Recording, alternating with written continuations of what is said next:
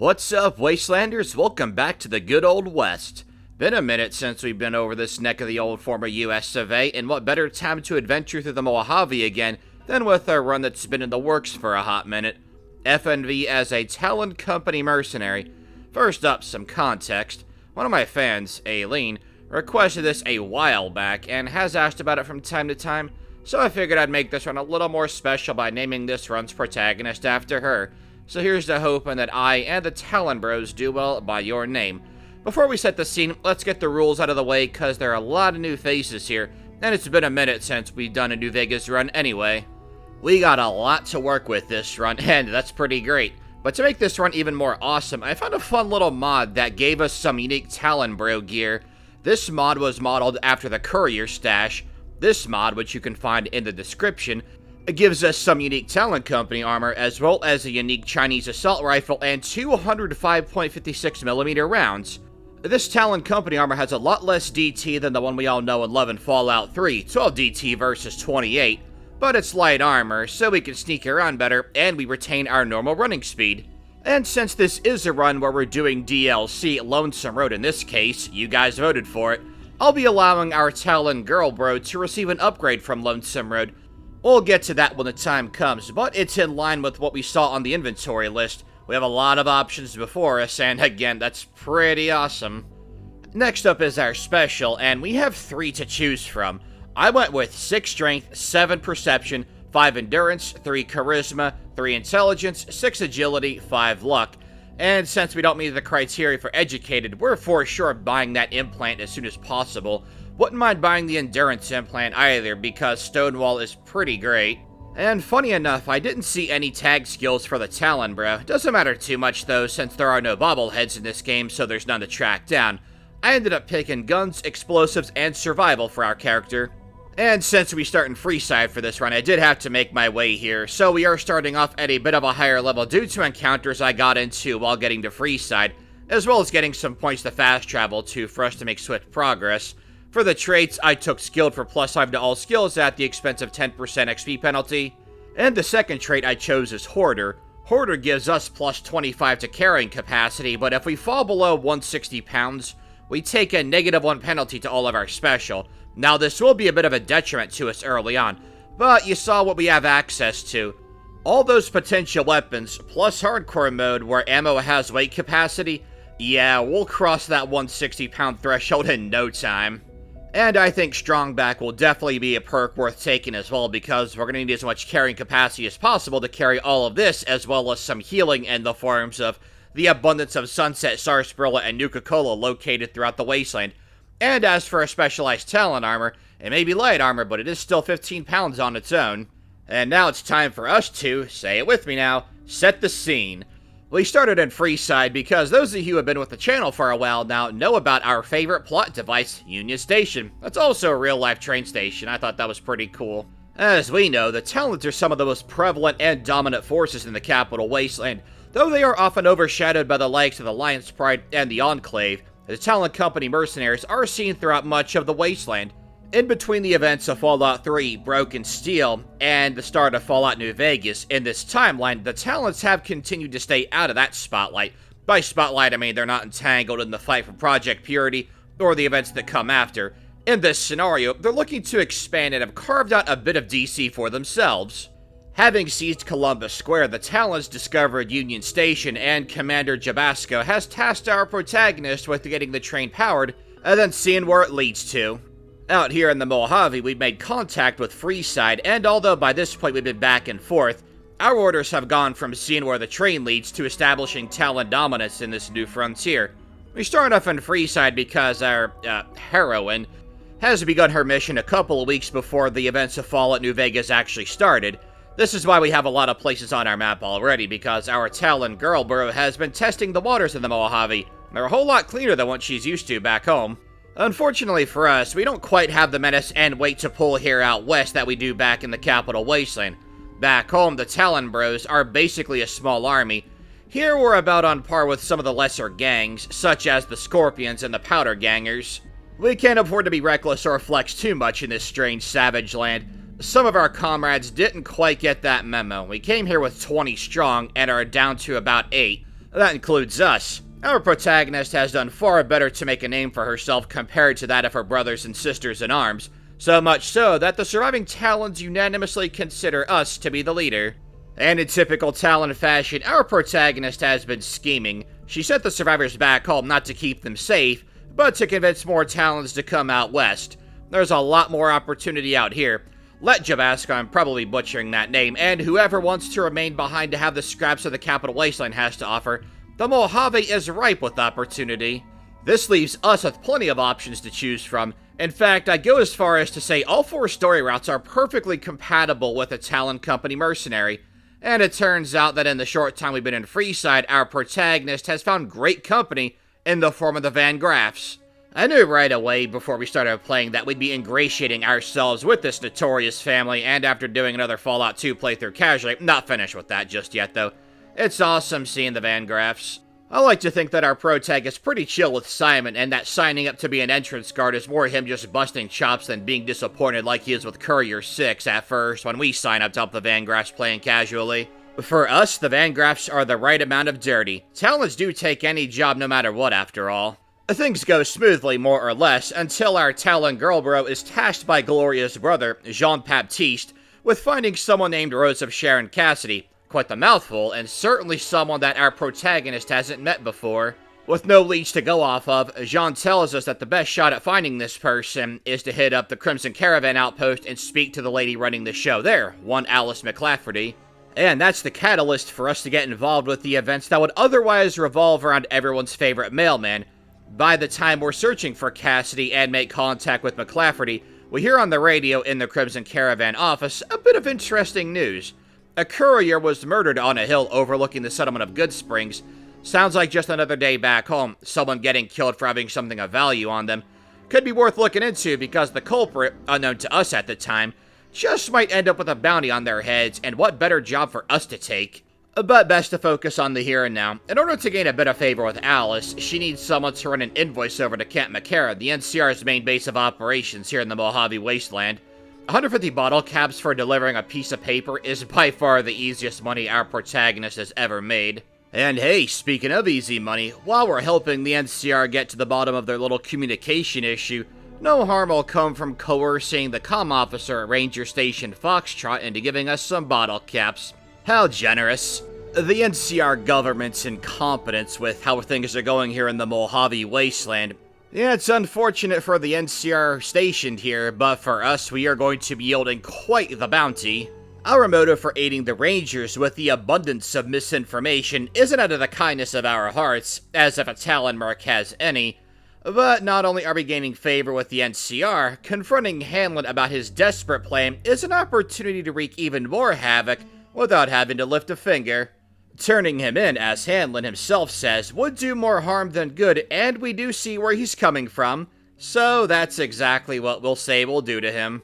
After doing what he says to go get a ranger to make the arrest, well, things don't quite turn out that way, and as much as that ranger who comes into the office might want to keep that ranger sequoia for himself, no, finders keepers.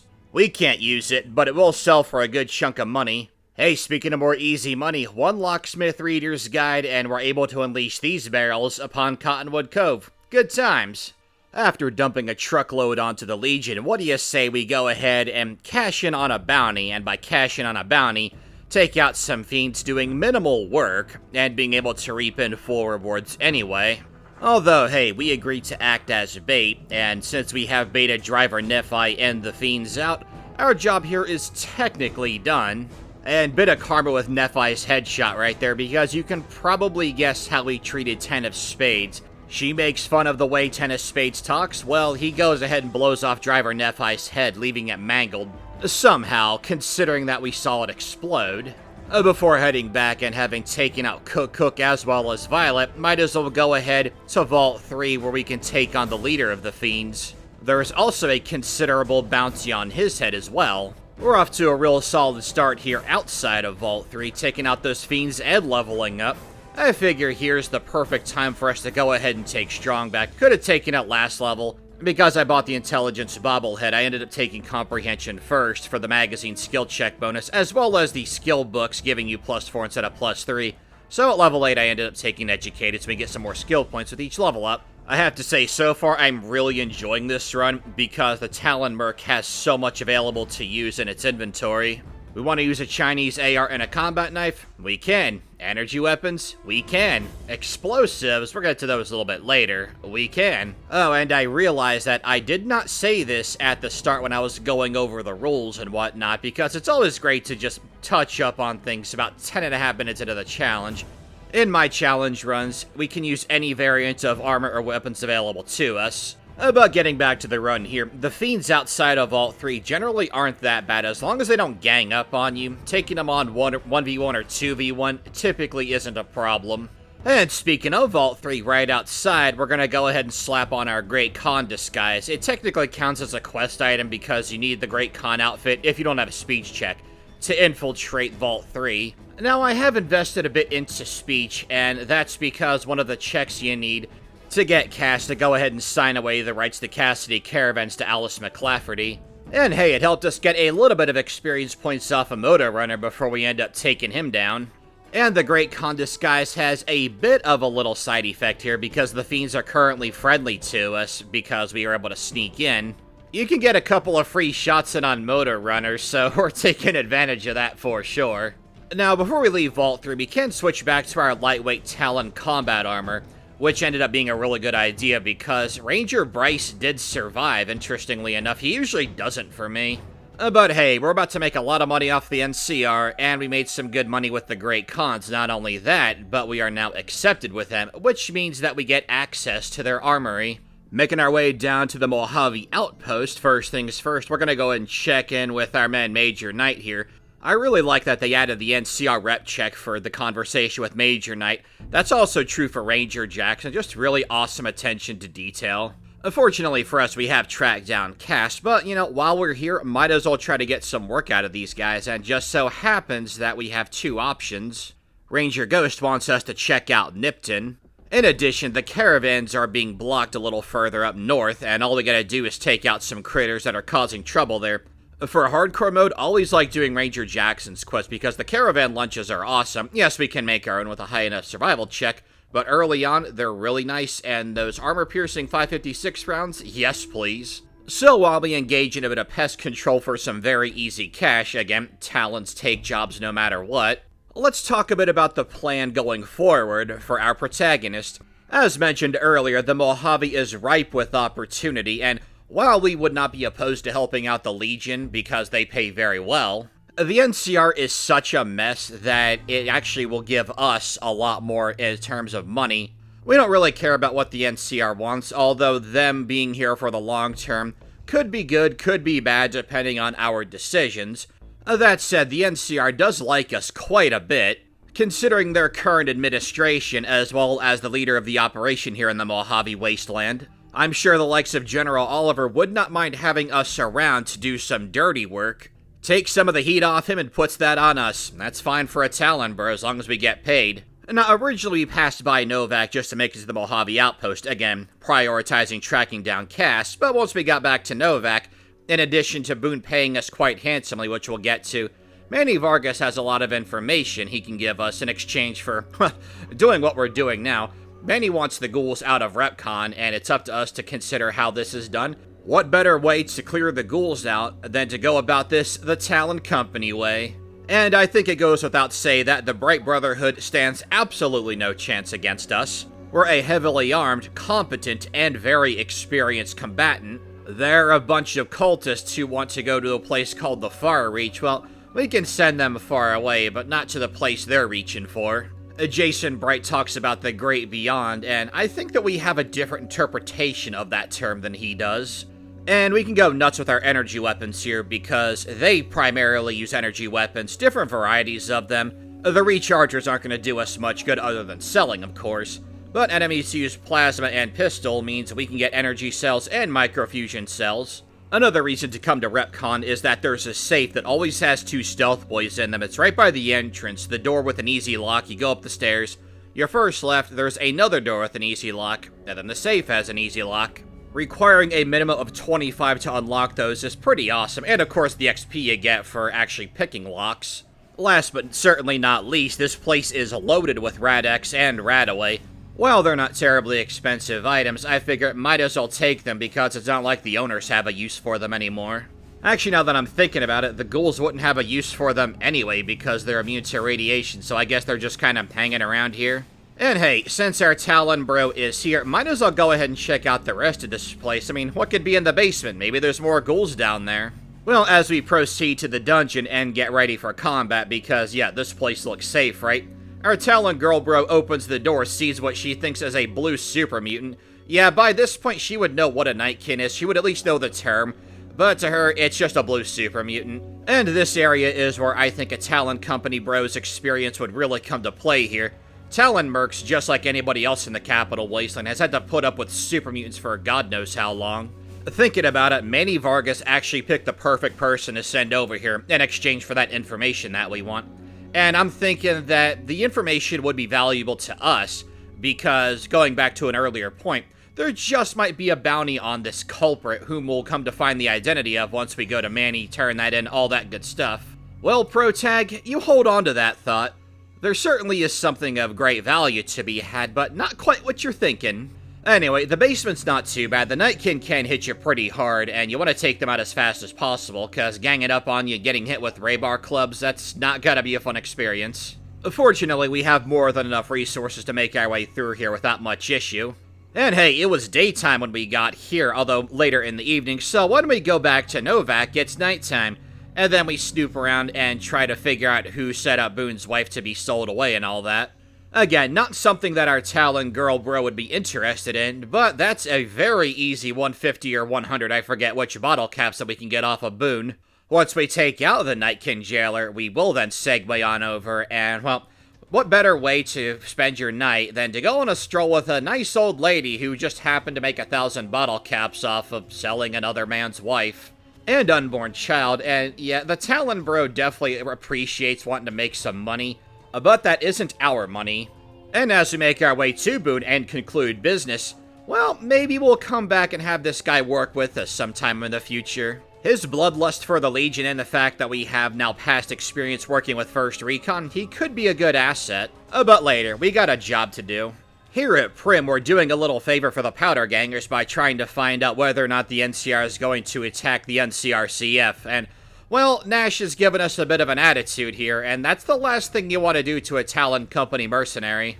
I think I'm going to start saying TCM for short. TCM, Talon Company Merc. Cool? Cool. And yeah, I cleared out the Bison Steve just for fun, and may or may not have accidentally killed the deputy there. Just remember, Johnson Nash, this is on you. Every single person who's falling here in the Vicky and Vance Casino, all you had to do is give us the right information and not be a jerk about it. But hey, at the end of the day, for us, it's more valuable experience points. And when we inevitably take down Prim Slim, he has scrap metal on him, and we're gonna need that for a little bit later in the run. I've been hoarding that like crazy. That's another reason why I went to RepCon, because that place is absolutely loaded with scrap metal. And I totally see a TCM doing this. They want information, they don't get it, and not getting it's bad enough, but for Johnson to respond in the way he did to our failed speech check, well, that was the last mistake he ever made. Also, dibs on Eddie, if we decide to recruit him. And speaking of powder gangers, we are going to help the NCR take the facility.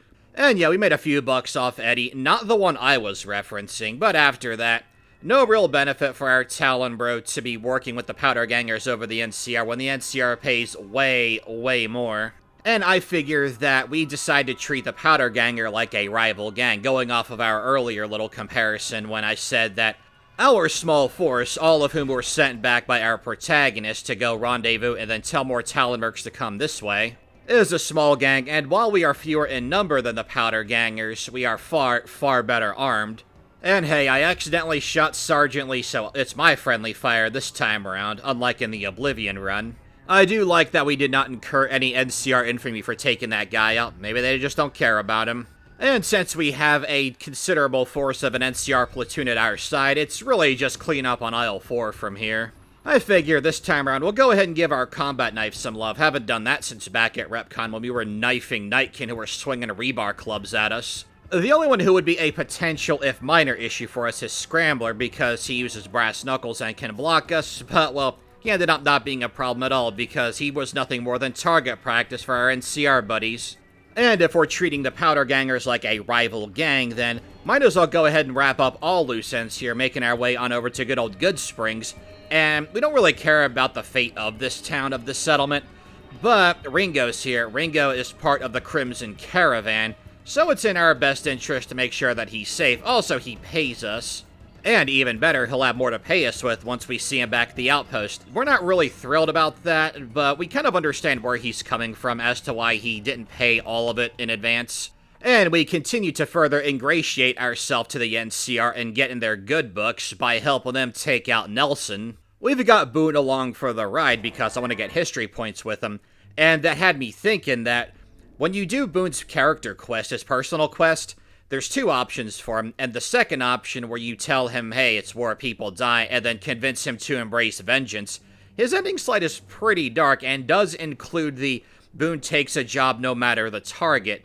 That got me thinking, TCM take a job no matter what, and if Boone embracing the vengeance path is in the same mindset, what a great recruit for the TCM, right? Now, unfortunately, I already did everything in Nipton where Wolpez asks you to go spread the word of Legion atrocities, so I did lose out on a history point for Boone there, but we can still rescue the Powder Gangers from the Legion raid camp. And speaking of Legion camps, Nelson is getting absolutely slaughtered by us, Boone, and the NCR who have accompanied us. You know, for the longest time I had wondered why sometimes I get less troops than some other times I play. And it's been brought up to me in the past by several helpful commenters who told me that the NCR dog tags, when you turn them into Quartermaster Haze, that actually affects morale, which is a mechanic I didn't even know remotely existed. Although it's appropriate considering the morale of the NCR trooper, your average one, being rock bottom. One of these days I'm going to do an NCR run where I have Rangers at my ready to take out Nelson. With Nelson down and ready for Camp Forlorn Hope's taking, let's go ahead to Boulder City to find out more about this Benny. Now, I know what you're thinking, we gotta pick a side here. The thing is that the NCR and the Great Khans are our two greatest customers here. The NCR pays better, but that armory that the Great Khans have is just so good. Now, I'm gonna top off my speech at 30, because with comprehension, all I need is a Meeting People magazine to pass the speech check with Cass. That means we can also pass the one with Jessup with the same magazine, because his is 45, and we'll have higher than that by 5. We're doing this purely out of self-interest, not out of any sort of empathy or morality. And to punctuate that self-serving interest, we have brought Cass to the Van Graffs, because Jean-Baptiste just wants a word with her, you know? And after Jean-Baptiste graciously introduces himself and why he wanted to meet Rose of Sharon Cassidy, well, it doesn't go so well for her, but I will say that I am very happy that after he turns her to ash, his laser rifle inexplicably did not disintegrate the empty whiskey bottle or the 13 bottle caps. Very interesting modification on that laser rifle there, Jean. When we're ready, we can accompany Gloria and some Van Graffs to set up an ambush for the Legion, and we're thinking, you know what, we're gonna make sure that no Legionaries get this far back. We've done a lot of heavy lifting here, so the Van Graff thugs can go ahead and clean house. That, and I'm also over-encumbered by the Van Graff combat armor that we were given for this mission, which of course I'm not going to equip, because we don't need it. I would be allowed to because it's a quest item, but I don't want it anyway. Well, I do want it, but not for use. We're actually going to give this to Boone once we're done here. It's not quite as stylish as Talon Company armor, but, you know, it's a step in the right direction. So after we play some serious guard duty, Gloria Van Graff gives us the rundown on why she did what she did. You know what they say, keep your friends close, and your enemies closer. Hey, speaking of friends, let's go make some. Now, during our stay here in the Mojave Wasteland, we have heard of these elusive... they like to try and blow up whoever trespasses into their turf, and our Talon bro can certainly appreciate that. Sounds very high risk, high reward. Before that, though, it's... J-Boy? Haven't seen this guy in a while, and, well, we also haven't taken him out with a Chinese AR. At least I don't think we have. Maybe my Chinese Remnant Faction Warriors run I did, but this one's a special version, so the unique kill still counts. We even have hollow points just for him. I do really like that that's actually in character for the Talon bro as well, because the TCM hears about this guy wanting to make a wager and thinks, hey, maybe this guy has bottle caps on him, and he had a whole 427 of them.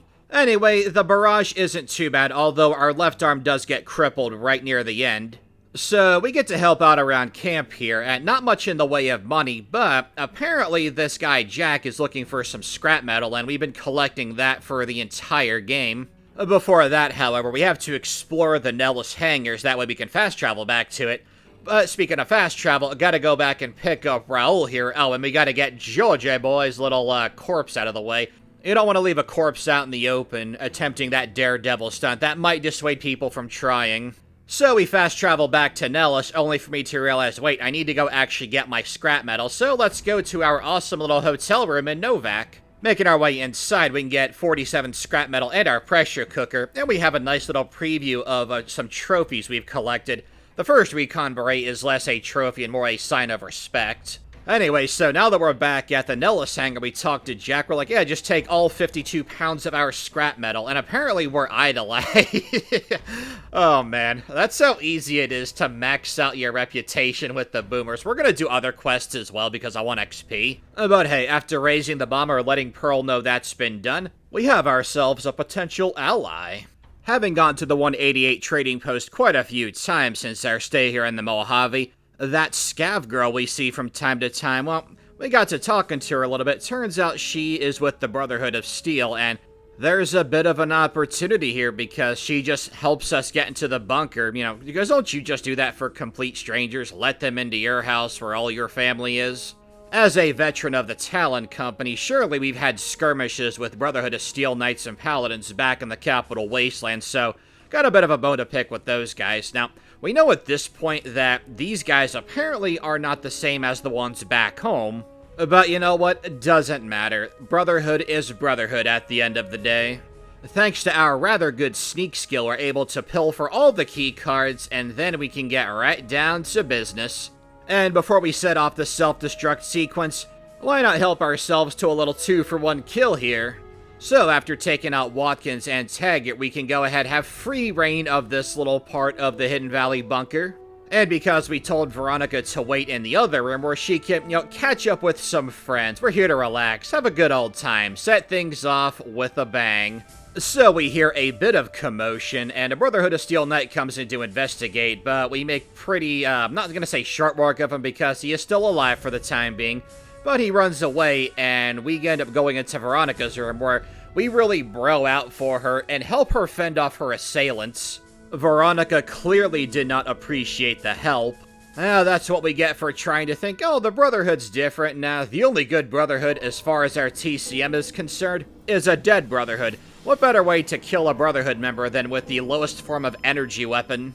After we turn Veronica to ash, we can go ahead and activate one of our many stealth boys, and then beg to bounce on out of here, because really, no other reason to stick around.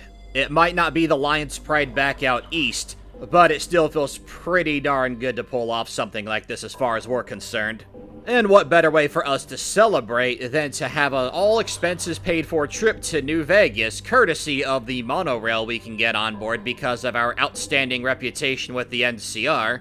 As we exit and get ready to have some fun, Victor confronts us, a Securitron we haven't seen before canonically. Turns out that word of our Boulder City deed got around, and Mr. House just might be interested in us. But we're gonna run a quick errand, and then come back, and then it's time to confront Benny. As we arm up and get ready for war with our barely functioning sniper rifle, seriously, I don't know how that hasn't been broken yet. We go on inside, we get patted down. We do surrender our arms, begrudgingly, but once we talk to Swank and let him know that Benny's up to no good in regards to their boss, well, that's just enough to convince Swank to look the other way as we rearm ourselves, and then I gotta get all the stuff hotkeyed again, all that good stuff. We'll go ahead and open this door, and apparently Benny has zero peripheral vision as we take aim with a giant sniper rifle, and it's goodnight Irene. So we snoop around Benny's little suite just to see if there's anything else worth picking up, and turns out that he has a Securitron of his own, so we humor this thing, and taking over Vegas sounds pretty great, and that certainly is a valid Talon Company style option, but with the way that we're playing our Merc, we currently do not have the manpower to run New Vegas here. Besides, it's better to work for somebody else and make tons of money than get put in the spotlight. Speaking of Spotlight, however, turns out that the Legion wants to give us a second chance despite the fact that we completely crippled their military strength here in the Mojave Wasteland. So we send Kaiser a message by putting 2 in the back of Wolpez's 10 spot. I don't know if killing Wolpez here with Boone around earns a history point. I know a Nipton it does, but not sure about the casino. Either way, not a big deal. Speaking of casinos, Yes Man told us about the Emeritus, so we go to check them out. Siding with Kachino is in our best interest, so as we walk on into the interrogation room behind the 2 guys wanting to interrogate us, Nero loses his head, and then 2 shots to Big Sal's all it takes, and the Omerta questline is solved. Kachino gives us some Gamora chips so we can come back and gamble whenever we want to, and that's something we'll certainly do in the future. And speaking of gambling, well, we're about to take the mother of all risks here because we have to go to Fortification Hill anyway, because by golly is our TCM ever invested in Boone's bloodlust for the Legion, so hey, let's go take them out. That'll earn us some, I don't know, maybe notoriety, maybe fame, probably a little bit of both. Taking out Kursu Lucullus with a sniper rifle is an excellent start to this affair. So we rush on down, and as we get to the dock, I'm like, wait, Boone's not behind me, what's going on? So I have to double check our map just to make sure that I didn't have him wait by accident. Nah, he's good to go, just kind of getting himself ready for this little, potentially one-way mission. And things start off pretty well. That Legionary main gate guard goes down real fast. And hey, if we're storming Fortification Hill and killing Legionaries, we're killing every single person we encounter here, whether or not they are with the Legion. I'm looking at you there, Dale Barton. That's just the Talon Company way of doing things. And as far as our TCM is concerned, that's a merchant doing business with the Legion. Cutting off their supplies in any way, shape, or form is a solid tactical choice. As for that guy up on the hill there, take aim, down he goes. The front gate typically is pretty easy during one of these Fortification Hill raids. It's the inside. Not so much Kaiser's tent, as they're just full of Praetorians, which you can just kite rather easily.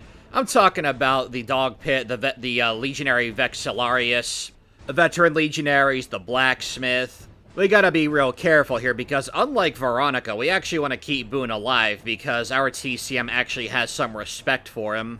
Definitely has the markings of a Talon Company mercenary. He just doesn't know it yet. As we enter the main gate, we're going to do something rather brazen, and we want to try to get the Legionaries focused on us, that way they don't swarm Boone and take him out. Our specialized Chinese AR does a pretty decent job of mowing down the veteran Legionaries. And unfortunately, all of this commotion will attract the nearby Praetorian Guard who is stationed outside of Kaiser's tent. We can use our trusty Raptor combat knife to deal with the Vexillarius, as well as another veteran Legionary. We are a bit low on health, so gonna go ahead and pop one of those Nuka-Cola quarts. I stole a ton of those from Camp Golf while helping out the NCR. While Hanlon rambles on about how he messed up, you know, you gotta have something to do while he rambles on and talks. At least that's how our protagonist sees it. At any rate, the combined teamwork of Boone and our TCM makes short and effective work of the initial wave here in the main gate. That Vexillarius is whatever, but now we have a moment's reprieve to once again heal up anything else we gotta do, because now it's time to go shooting fish in a barrel. And by that, I mean there's a Legionary down there doing push-ups despite the fact that Fortification Hill is under attack. You gotta respect his dedication to fitness. And it's like I said earlier, not great with sniping, and what better place to start honing my skills than firing upon these guys down there. And this is also excellent practice for a future Fallout New Vegas run, because I do want to run McCready. He did win the poll from a little while back, and we know that he is a sniper, so I'll be using this weapon. You know what they say, practice makes better, because perfection does not exist. Okay, next up, we're going to go ahead and put Boone on wait to standby so we can start firing upon these Praetorian Guards we're about to bring out. And because these are specialized melee units, I figure best to go ahead and use our laser rifle. Haven't given this weapon some love in quite a while. And with Boone already taking a bit of a beating, best to go ahead and give him some of our healing. Here's to hoping he knows how to use stim packs on himself. Well, the Praetorians are rather competent enemies, so they do single out Boone, one of them does, while we're taking on 2, and despite our best efforts to the contrary, Boone does fall in battle. So now it's up to us to pick up the slack, and fortunately for us, all 3 Praetorians are rather weakened by this point. One goes down, a little bummed out by it, and our TCM kind of is as well, because after this, we were going to do Boone's personal quest, get him set on the path to vengeance, which you can select after completing it.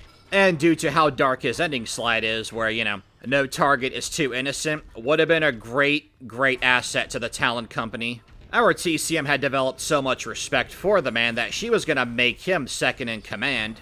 Despite our ally falling in battle, we have to press on, because there's another reason why we're actually here. As the wealthiest man in all of the Mojave, as well as someone who is far more tolerant of Talon practices, we are going to be siding with Robert House. The NCR may have paid us well for our missions, but in terms of longevity, siding with House, I think, is in the best interest of the Talon Company. Between weighing these two options, House just feels right. Now, we're not quite finished here, because Boone wanted to come here and kill legionaries, and of course Kaisar, so we're gonna do that for him before we leave. Now, we don't have to fight the rest of the guards here. All we have to do is take out Kaisar, and it'll be the last thing he never saw. This is for sure going to be one of the most useful stealth boys to us this entire run. We go ahead, take aim, smile Kaisar, goodbye. And as if that was not awesome enough, as we leave and we're about to make our way out, we hit level 18, pretty sweet. Stonewall definitely would have helped before coming here, but at least we have it now. We head back to the Lucky 38 and report to Mr. House, let him know what's been done. And now it's just a matter of tying up loose ends that we've already kind of tied up ourselves. So let's go ahead and cut straight to when we're being tasked to protect President Aaron Kimball.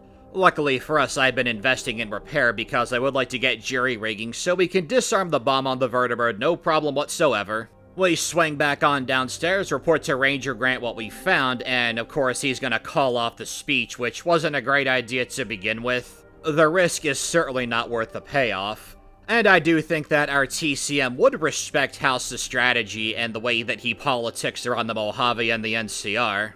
Using our being idolized by the NCR to his advantage, we can then make our way to El Dorado substation, and we will not be attacked this time. Pop in the override ship, and it's time for us to go to Lonesome Road. Now, I haven't been to the Divide in years.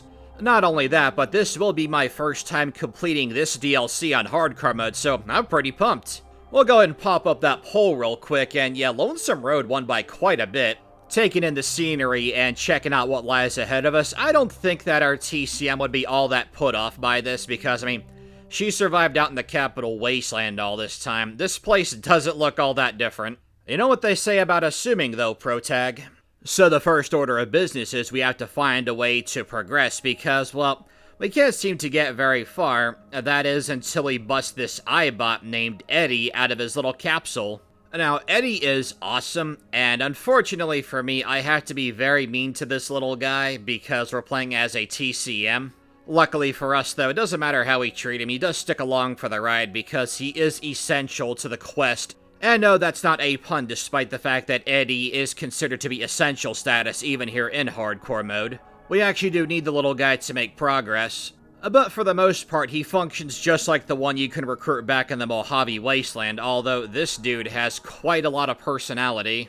He also unlocks commissaries for us, which gives us access to a vendor, effectively, and we can also get repairs, which is great, but also, the lightweight Talon combat armor repair bill is quite heavy. We don't have jury rigging yet, so anytime I've had to repair and I don't have combat armor available, yeah, our wallet takes quite a hit. I gotta say, too, I've always really liked the atmosphere of this area. Lonesome Road leads off on a real, how do we say, foreboding note. We're inside of an abandoned missile silo. The robots in here, well, they're active, probably because there's something of a threat nearby. Probably us. But we're not the only threat lurking here in the Divide. Oh, no. As for the robots, which we're about to battle here in just a sec, with what's to come, you're gonna wish we were fighting more sentry bots along the way. Although, if it was Fallout 4, maybe not so much. The thing about these sentry bots is they clearly don't care for their own well-being. Just fire missiles in close range, why don't you? That helps them more than it hurts me. And another good thing about these guys is that they do drop missiles, and I do have a missile launcher in the form of Annabelle, which you get from Black Mountain. I don't think it's on my inventory currently, but we can always go back to the Mojave Wasteland if we have to, and we definitely are. Oh, and these are the marked men. Get comfortable around these sentient V-Acts. They're everywhere. And as you can see against this sentry bot here, yeah, we took quite a beating. We got attacked by a pair of them. There are also turrets lurking around the corner, and unfortunately for us, no way to disable them other than just shooting them until they go boom. As you can see, once we defeat the sentry bot, we are super crippled, and our doctor's bags are running pretty low. So we're gonna biggity bounce on out of here, make our way outside, and we get spoken to by someone who's not Eddie through Eddie's little speakers. That's Ulysses, the main antagonist of Lonesome Road. The main story of Lonesome Road is centered entirely around Courier 6, as Ulysses' motive comes entirely from something Courier 6 did. But since we are not Courier 6, our TCM pretty much tells him to ram it and stop waxing lyricals, or else she's going to shoot him if she finds him here. The reason why we are here is because our TCM buddies actually have arrived in Freeside, and they're getting more acquainted with the place while we go ahead and check out Lonesome Road while the NCR and the Legion duke it out for a little bit before Hoover Dam. Could be tons of valuables here. What's valuable for us is going to be valuable for our TCM buddies, which in turn helps Mr. House with securing the Mojave Wasteland. Speaking of the marked men, however, we're about to battle our first pair, and you'll notice something interesting about them as we fight more of them later. Some of them have Legion-esque gear, and some of them have NCR-esque gear. Basically, their whole shtick is that they were here fighting before what turned the Divide into the Divide went off, and as Ulysses himself says, pain makes for strange allies. Sworn enemies once, these guys have banded together for their own mutual survival. And we're about to discover Hopeville Missile Base Headquarters, one of the absolute most useful places to fast travel during your stay here on Lonesome Road. And yeah, we have 2 more markmen to dispose of. That's not too bad because we have good sneaky sneaks, powered by Eddie's sneaky beeping. Love that. No, that's not actually a thing, but I like to think that Eddie's sneaky beeping is a real morale booster. What makes this place awesome for me personally is that not only is there another commissary in here, but there's an auto dock, meaning that we get free healing. Now, if we suffer addictions, those are not cured, but I am very happy to have this on standby. I can tell you right now, we are going to be backtracking here quite a bit. Okay, now that we're nice and fresh, let's get back out there and snipe some marked men. Up first is a marked men scout, and well, considering that he went down right about now, yeah, no problem there. Now we have to snipe a marked man hunter. We want to take those guys out because, as their name implies, those guys loved their ranged weapons. They can't be copying our style. After we take that guy down and move up ahead a little bit, we're going to see a nice little Ends of the Earth GRA challenge, 5 out of 25. Discover all locations in the Divide. Probably not going to get that this run, but definitely something we should try in the future.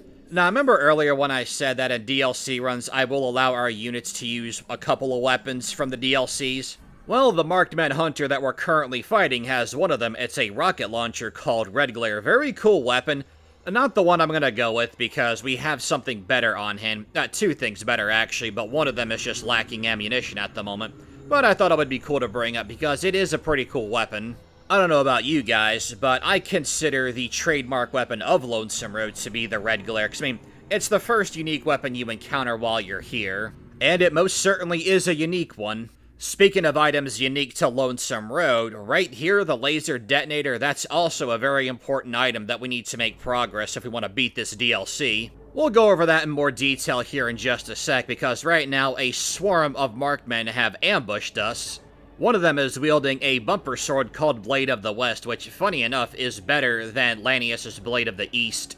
Although I guess that doesn't matter too much, because we only ever get to use the Blade of the East if we kill Lanius before some of the other legionaries, and if we decide to fight Oliver. Oh, and just gonna correct myself real quick, Red Glare is in fact not the first one we encounter, the Arc Welder is, but I didn't think about it that way because, you know, it's Red Glare, man. Red Glare's awesome. And not that the Arc Welder isn't. But anyway, just correcting that mistake. Besides, Eddie has an Arc Welder himself, so he's got that covered. That's not the one we're gonna go with either. I just thought to bring that up because one of the marked men we're fighting has an Arc Welder, and we actually found one at the start of the DLC as we entered Hopeville Missile Silo. I do stand by what I said in regards to it being Lonesome Road's trademark weapon. So we're gonna need this laser detonator to set off some warheads, and of course we want to do that from a safe distance. Some of them do actually obstruct us, but there are many, many more optional ones that we can blow up. We destroy 30, we complete the GRA challenge. After a backtrack to heal up, we're gonna head on to the collapsed overpass tunnel, and we're about to encounter some real interesting creatures down here. Eddie does mention a name that's a bit familiar to our TCM. Real nod to the past, Colonel Autumn, then she's like, oh, that's why this robot looks familiar. It's one of those iBots. Why is that out here? Questions for later. So this is a tunneler. You can kill them while they're still emerging from underground. You should probably do that because they are very annoying. And I don't mean like Cazador's annoying, where they're annoying, but if you have hollow point rounds or a flamer, you can kill them almost immediately. These guys are annoying, and they're pretty tough, and they like to attack you in little swarms. Thankfully, Eddie is there for our TCM's meat shield, and I'm really happy to see that our hardened assault rifle, our specialized Chinese AR, is still holding up pretty well here. All things considered, I'd say we did pretty well against our first batch here. There's a second batch, but pretty much goes the same way as this one. Not too bad as long as they don't swarm you. If you can get them funneled like how we did before we finished them off, that's the way to go. As we emerge from the tunnel, Ulysses would have said something to us over the iBot communication, but Eddie decided to charge straight at a marked man. Gotta love that little dude's bravado. Now, coming up is going to be a named Markman. That's Beast, and the named ones usually have some little gimmick to them. Our homeboy Beast introduces us to one of the other unique weapons here to Lonesome Road, the shoulder-mounted 10mm Gatling gun. It's a cool weapon, but he's no match for Annabelle. Sadly, that movie wasn't very scary. But yeah, we're gonna skip over Ulysses' dialogue because we're always gonna pick the option that closes out dialogue the fastest because our TCM literally does not care about what he's saying. And in case you were upset that the tunneler from before stole our Deathclaw kill, don't worry, there's quite a few here on this bridge. But yeah, I imagine our TCM being like, stop waxing lyricals, shut up. I am literally going to shoot you in the computer if you communicate to me again. Just like this Deathclaw right here. Very generous of him to stand by the truck containing the warhead we set off and not so much as flinch. Very sportsmanlike of him. But as mentioned before, we got a couple more Deathclaws to take out here, including that one right over there. Unfortunately, it doesn't go the way I was hoping, and I kind of panic into the menu there, and I'm like, alright, I'll switch over to the AR. Forgot to change over to AP rounds, and didn't decide to use Turbo just to see how it played out, and it, played out like that. Yeah, it's our first death. Haven't had one of those in a while. But it's a Deathclaw, so not terribly surprised. Let's try again. We'll go ahead and Kim up this time, and there's 1, 2, and number 3. Bye-bye. Won't make that mistake again. Let's press on to the next area. Next up, we're at another missile silo, one Ashton missile silo, and oh, I wonder what this little button does here. Well, for our TCM, I guess she did miss out on getting to press the button for Megaton, so this is the next best thing. This does also unlock a very difficult area, which we won't be going to for this run, because in character, the TCM doesn't really care about how that thing got fired or the damage it caused. You know, it was cool to fire it, so let's just move on, I guess. And we level up yet again. That's very nice, and we're gonna need that little bit of extra firepower and health, because next up is a fun little elevator ride that's not only has the corridor exploding, but tunnelers decided they went in on the fun too and are probably upset that we pushed the button instead of them. For this battle, we are going all in with our firearms. No way are we going to try to melee these guys with our combat knife, which is decent. But, well, they hit pretty darn hard, plus we don't have super slams, so high risk, very little reward. And you may notice at this point we haven't seen the energy weapons, not our laser pistol nor our laser rifle. I decided to retire those because, I mean, they weren't really pulling their weight all that much anymore, especially because we have a higher gun skill and a higher explosive skill. Still, though, they were very useful for us when they lasted in this run. And you saw Stonewall came in real clutch there. Getting knocked on by these guys is pretty much a death sentence. After surviving the elevator ride, which I'm surprised we did on our first try, again, been a very long time since I did that part, we make our way through a small little tunnel and end up on the top of a building here where we're going to start taking pot shots at these guys. And sure, I could just blow up the warhead with our laser detonator, but I'd rather practice with my sniping if it's all the same to you, and gotta say, I'm actually kind of proud of some of these shots. So I have a bit of a plan here as we start pot-shotting these guys one by one, continuing with what we were doing. After this, I'm going to backtrack a little bit to go pick up a repair skill book because we have comprehension. It goes up to +4. And we're also addicted to like every chem we've used. So that means skills like repair are actually a little bit lower because Medx addiction also lowers your intelligence. That does affect your skills. So once we pick these guys off, detonate the warhead that's blocking us, we're going to go back. We're going to go to Sloan. Sloan has a repair skill book. I already got the one in the southern Nevada wind farm where the Cazadors are. And then we're going to come back and hopefully we get another level up so that we can get jury rigging because boy do we need it. And once we're back and clear through some more marked men, we end up in a wonderful little area called the Cave of Abaddon. Now, there's an upside and a downside to this area. The upside is that this is the last place we will encounter tunnelers throughout our stay here on Lonesome Road.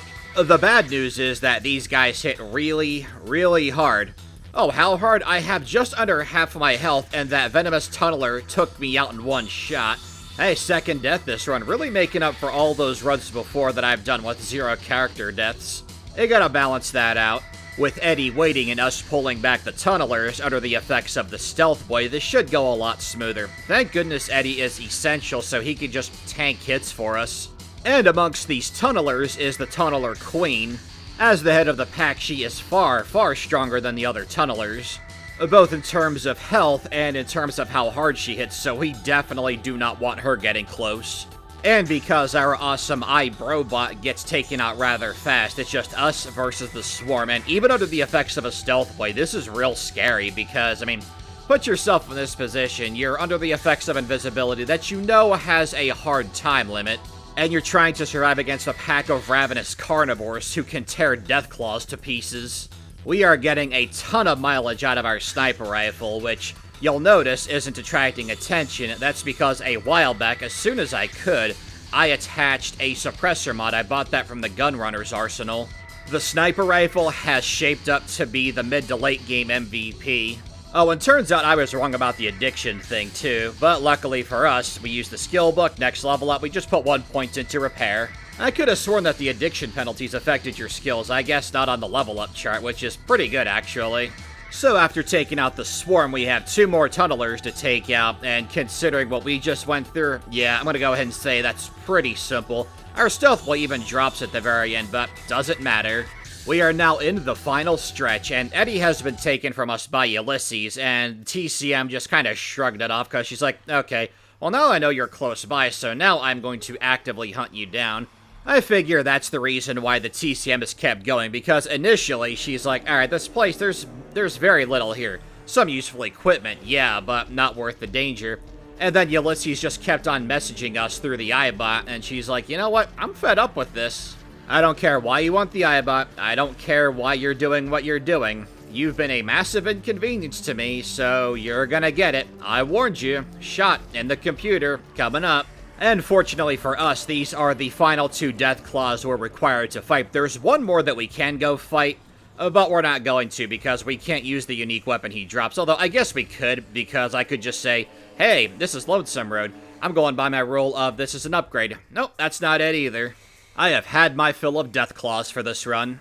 Another thing for us to contend with is that some of the marked men have stealth boys, just like Blade here. Thankfully, he kinda glitched out, I think, because he just stopped attacking us for some reason. Maybe he is on our side and really wants us to succeed in this challenge run. And it's not just the named markmen who have the stealth boy. Case in point here with the Marauder coming up. Bro's got a shoulder-mounted 10mm Gatling gun, that same one that Beast had.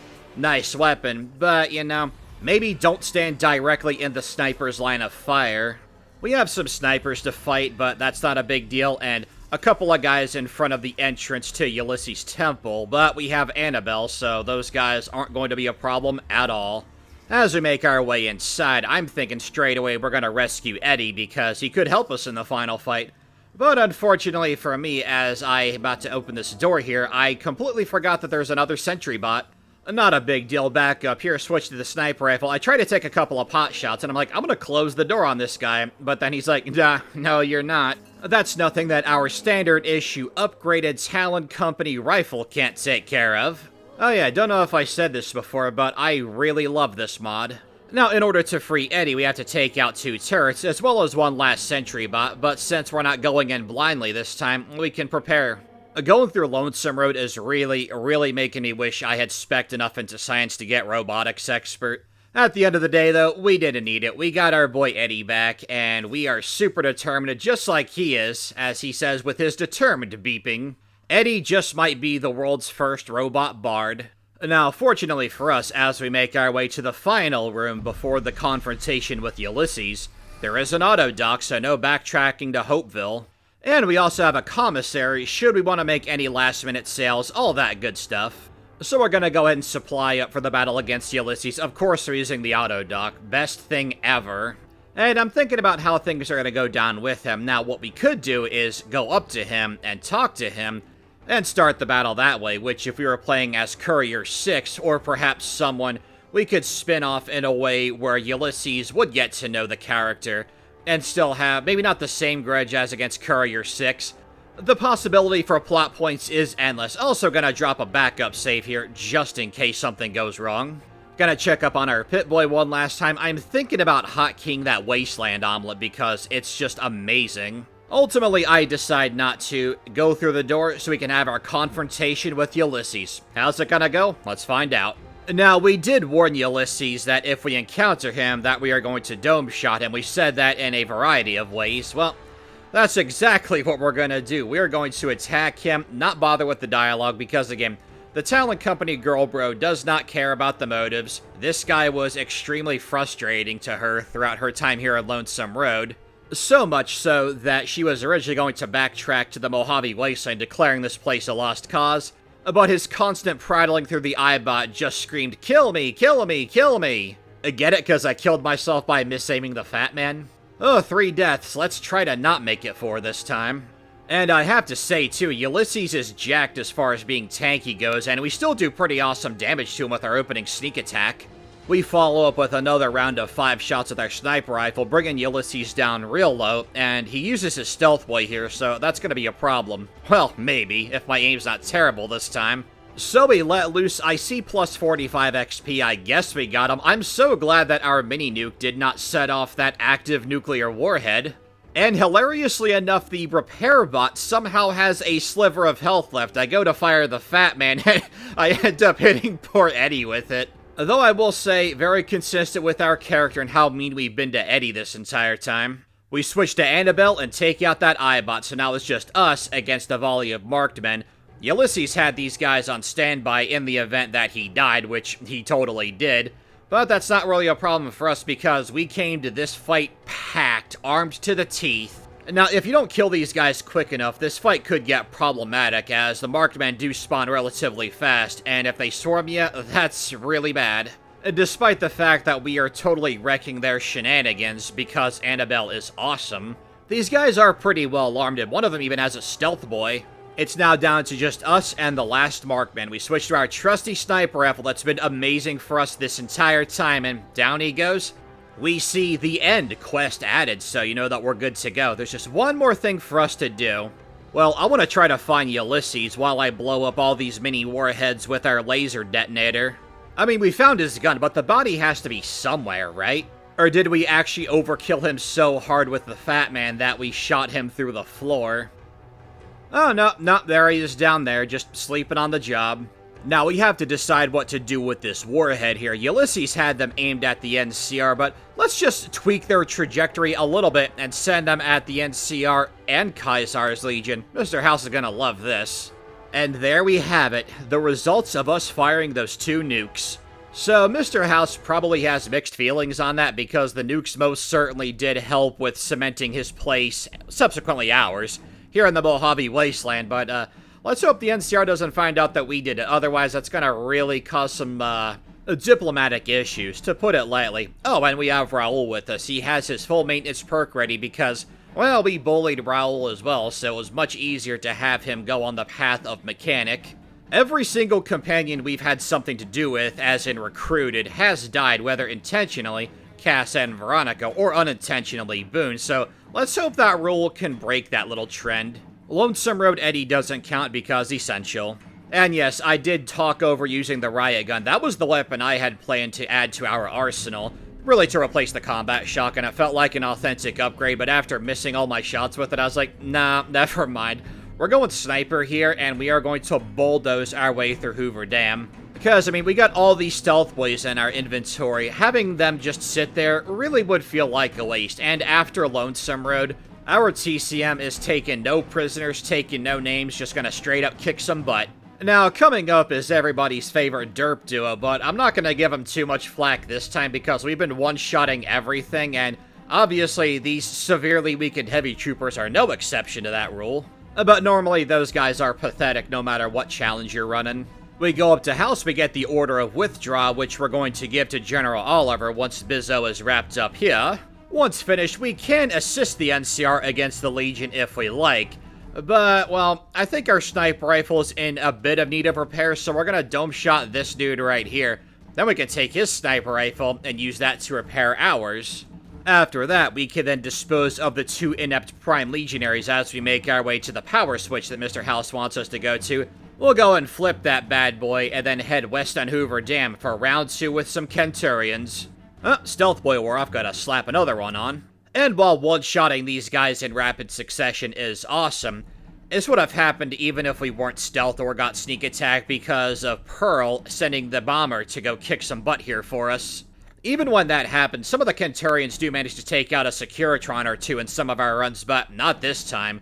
The Securitrons, as well as our well-placed aimed shot, took care of these guys lickety-split, so let's go to the Legates camp, shall we?